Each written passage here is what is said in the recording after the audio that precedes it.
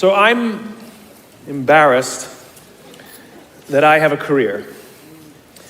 I talk about things like trust and cooperation, and there should be no demand for my work. But the fact of the matter is there is demand for my work, which means that there's an opportunity.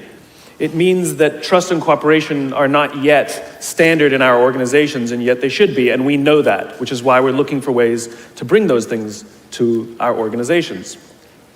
So I thought I would do something a little different today. You know, when you're speaking to tens of thousands of people and you have the opportunity to share a message, of course, most rational people would say, let's go with something I've talked about lots of times and I'm really good at, but I'm not normal, so I'm going to do something completely new, and I hope this works out. There are two things that I think that great leaders need to have: empathy and perspective. And I think these things are very often forgotten. Leaders are so often so concerned about their status or their position in an organization, they actually forget their real job. And the real job of a leader is not about being in charge, it's about taking care of those in our charge. And I don't think people realize this, and I don't think people train for this. When we're junior, our only responsibility is to be good at our jobs. That's all we really have to do. And some people actually go get advanced educations so that they can be really good at their jobs, accountants or whatever, right?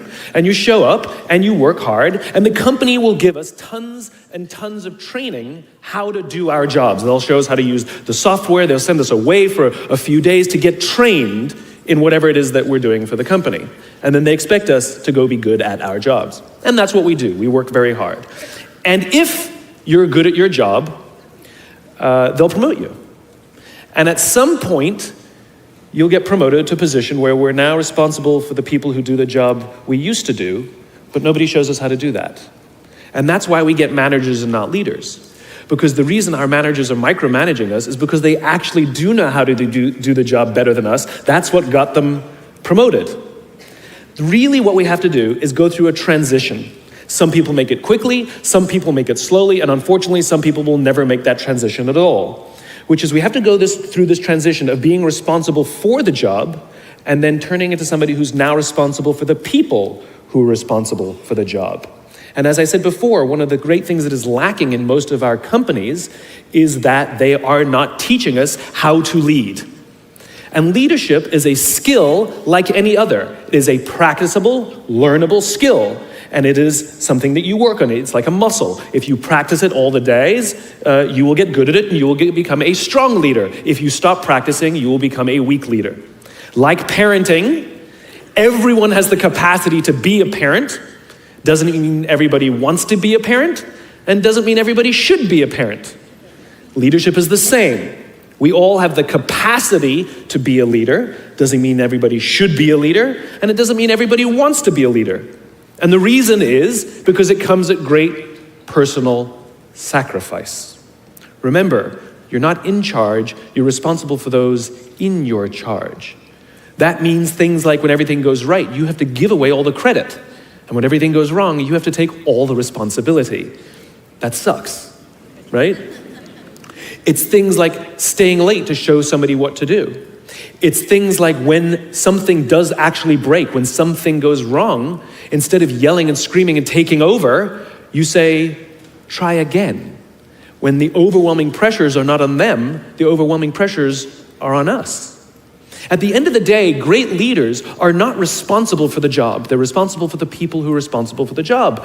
They're not even responsible for the results.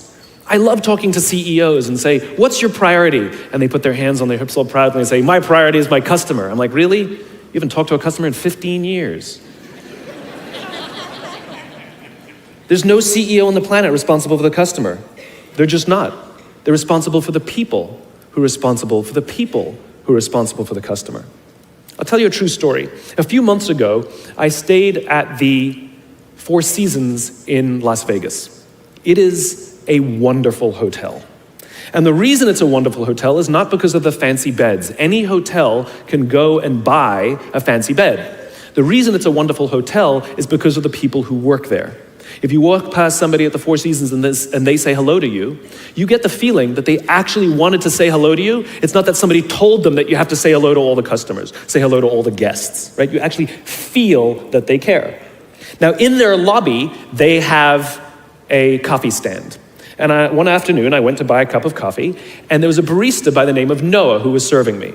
Noah was fantastic.